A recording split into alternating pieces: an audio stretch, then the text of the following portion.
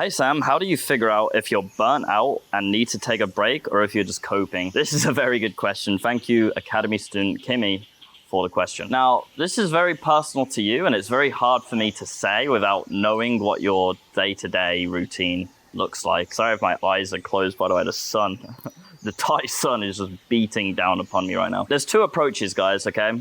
One, and this is generally my favorite approach, you can just power through it. You can brute force your way through the burnout, which is what I generally do. And it really served me well as well, because quite frankly, when I was building up my video editing career, I didn't really have the luxury of not working every single day. I was in charge of doing Hamza's daily uploads and also a few other clients of mine. So I had to work. So I had to learn how to push through any sort of feelings of burnout or whatever. Although, to be honest, it was very hard, and ideally we want to be passionate about what we're doing, right? So that brings me to the second option, and the second option is to take a productive step back. Now, that's not me saying that you should start jacking off playing video games or whatever, but we're artists, guys. We're creatives, and we need to regenerate and rekindle our muse, which is what inspires us. I'll read you guys a definition of muse now. A muse is a person, spirit, or source who serves as an artist's inspiration. A creative muse is anything that inspires your imagination towards creativity.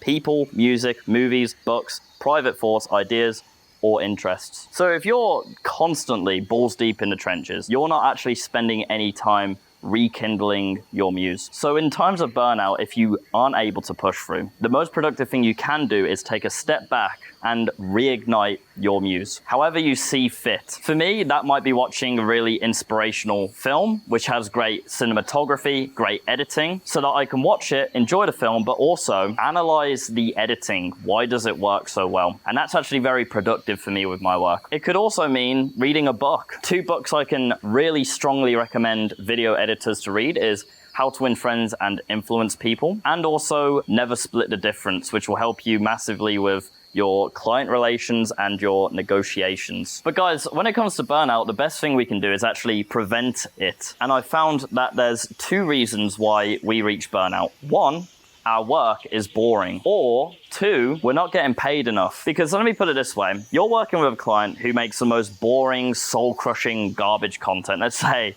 he makes Roblox videos, right? Even though it is objectively shit, okay, there is a sum of money which would make you excited to work on it, is there not? For example, if you're working on a Roblox video and you're getting paid $300, no shit you're reaching burnout, because you're not even feeling rewarded for your work, and the work itself isn't rewarding. But let's say you were getting paid 1.5K for this Roblox video. Suddenly, you're not struggling with burnout anymore. Once we've reached burnout, we're going to take a bit of an L either way. We're either going to have to push through the burnout, which isn't fun in itself, or we're going to have to take time away from work, which is not ideal. So if you want to prevent burnout, then one, you can either learn to enjoy your work, and if you can't enjoy your work, enjoy the amount of money that you make from it. So boys, if you're struggling with burnout, and I'm not saying this is every case, okay? There could be some cases where you enjoy your work, but you're genuinely just working too much and you're not balancing your social life and hitting the gym and so on and so forth. But generally speaking, guys, burnout comes from either not enjoying your work or not getting paid enough. So let this video be a reminder to you that perhaps you should try and find a new client whose work actually excites you. When I was editing Hamza's daily uploads and depicting people as Wojaks and Gigachads for my job, that was really enjoyable. And I didn't suffer with burnout anywhere near as much as I would with some of my other clients whose work I found a bit boring.